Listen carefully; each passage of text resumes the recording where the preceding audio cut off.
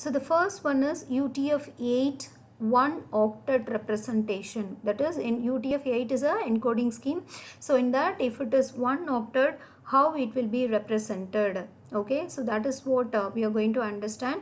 Okay, in one octet, okay, so it is actually having a control bit and then actual data. Okay, so it in the one octet representation, it uses leftmost bit as a control bit. So what do you mean by control bit? Control bits or the special bits that store the control code and not the actual data. Actual data in the sense, so for example, if you are having 48, what is the binary equivalent of 48? So that is your actual data. So apart from the actual data, there will be a control code. Okay, so in the control code, if the first bit of the control code, if the first bit of the octet is 0, then your computer will understand that, so it is going to use only one octet. I have to read only 7 more bits to understand the character. Okay, because so in computer everything is a sequence of bytes. Okay, so in the UTF-8 encoding schemes, if it is variable length, how the computer will understand whether it has to read 8 bits or it has to read 16 or 24 or 32 bits. How it will get to know? You have to give the information to the computer in some form. So here in one octet representation, if the first bit is 0, then it will understand that it has to read only 7 more characters to have the actual data. Okay, so here in my presentation, okay, I use the green color box represents control bit and this yellow boxes represent the actual data. Okay, the control bits, and then the rest of the bits store the binary equivalent of the data. Okay, so there are 8 bits, 1 2 3 4 5 6 7 and then 8, and the leftmost bit is control bit in one octet representation, and then it is always 0, and the remaining 7 bits are used to represent the actual data. Okay, now look at the example. The example is the symbol dollar symbol. So what is the Unicode code point for this? It is U plus 0024. It is a hexadecimal number. What is the binary equivalent of this number? So you must have learned how to convert the hexadecimal number to binary number. So 0 1 0 0 1 0 0. So this is the actual data. It is 4 plus 3 7 bit code. Okay, so and then how it will be represented? So the first control bit must be 0 and the remaining 7 bits will store the binary equivalent of the number. Okay, so this is how the UTF-8 uses one octet. In one octet representation, the leftmost bit, one bit is control bit and it always have the value as 0, right? So the next one is UTF-8 2 octet representation, that is 16 bits. Okay, 2 octet means 2 8 bits. Okay, so if it is a if the number falls under 2 octets, so then what are all the control bits? That is what you need to remember. So if it is a 2 octet representation, leftmost 3 bits of first octet stores the control code as 110. This is permanent. Okay, so here leftmost 3 bits, so it stores the value 110 in first octet. In the second octet, it will store the value 10, and the remaining, the yellow color boxes are used to store the actual data. Okay, so this is how in 2 octet representation the value will be represented. Now look at the example. The Unicode code point is U plus 00A2. Okay, so A2, this will comes under second category, that is 2 octet representation. First, what you have to do, you have to find the binary equivalent of this particular number.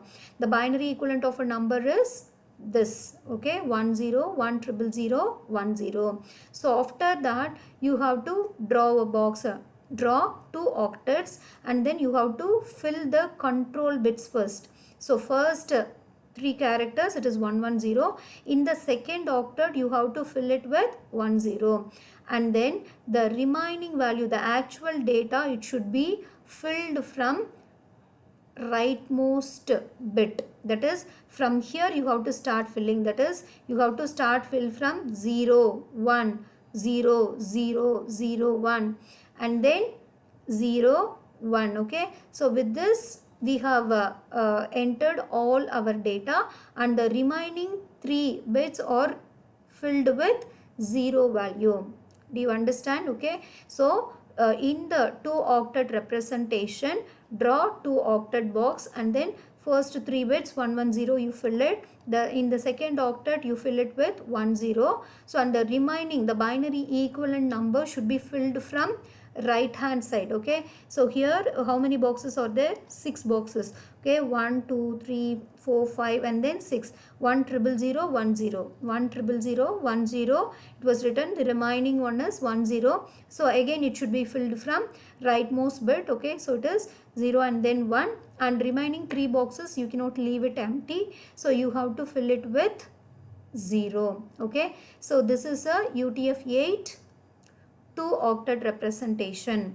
So the next one is UTF-8 3 octet representation. In all those representation, what you need to understand is, so what are all the control bits? Okay, what is the control bit? Okay, so here in 3 octets, so 1 2 3 octets, so here first 4 bits of a control bit is 1110. In the second octet it is 10, and the third octet it should be 10.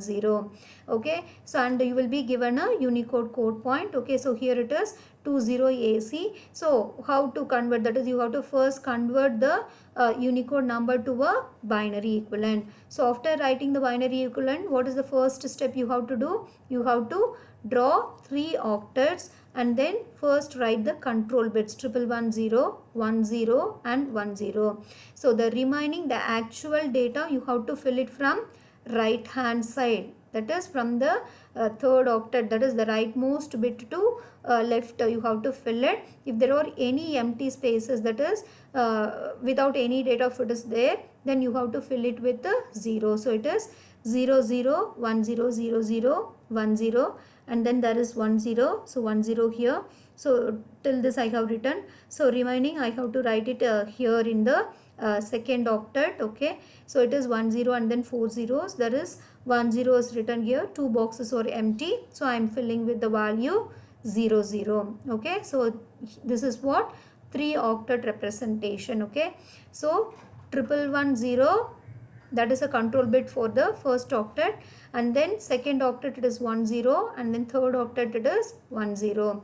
And in UTF-8 4 octet representation, again what you need to understand, you have to understand how many control bits and then what is that. Okay, so in the 4 octet representation, the first 5 bits it is 4 ones 0, and the remaining octets first 2 bits are 10 10 10. So whenever you have been asked to write UTF representation, what is the first step to do?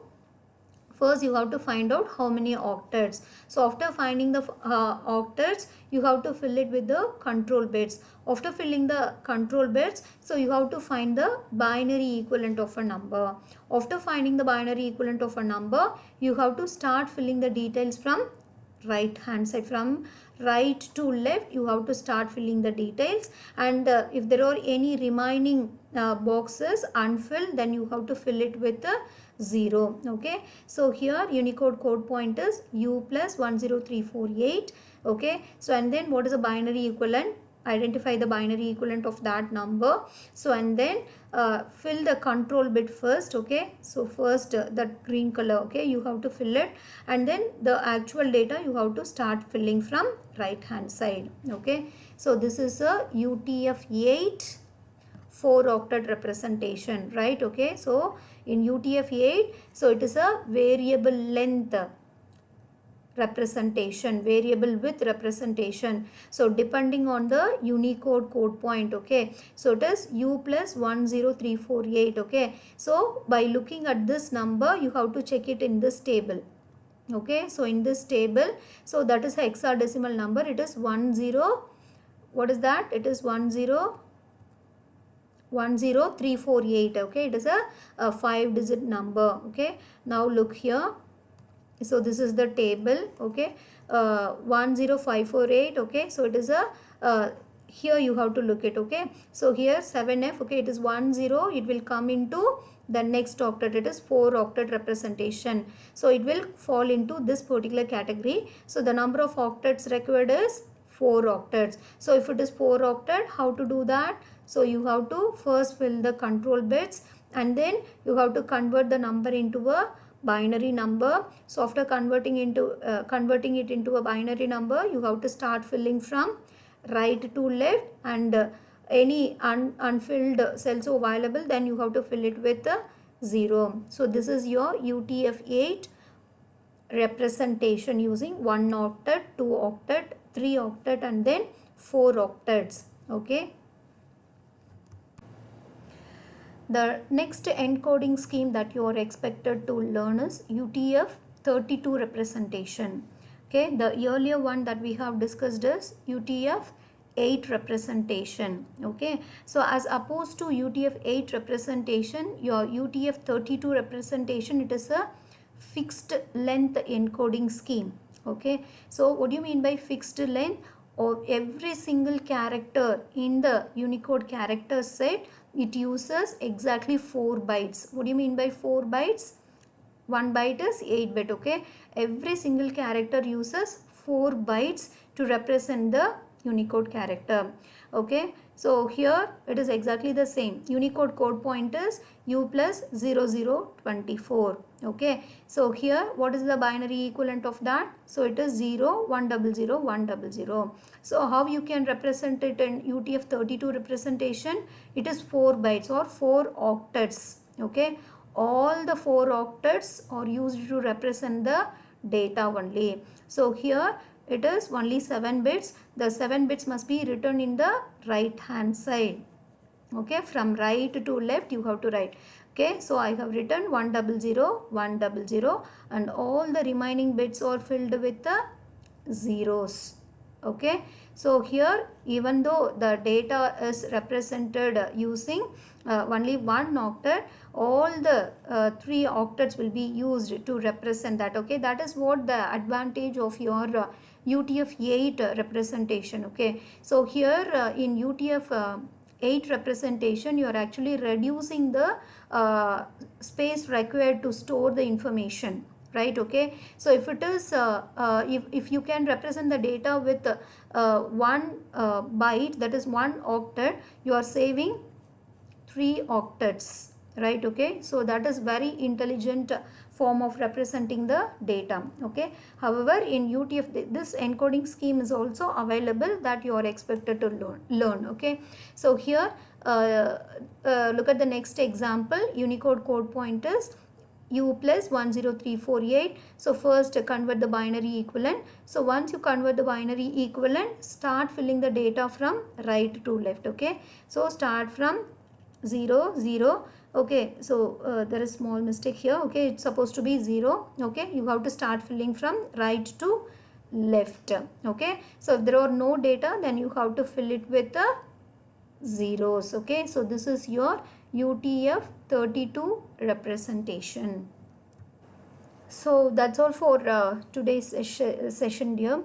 So in today's session, we have learned binary addition, how the character or string represented using various encoding schemes. So in that we have discussed ASCII, ISCII, and then Unicode.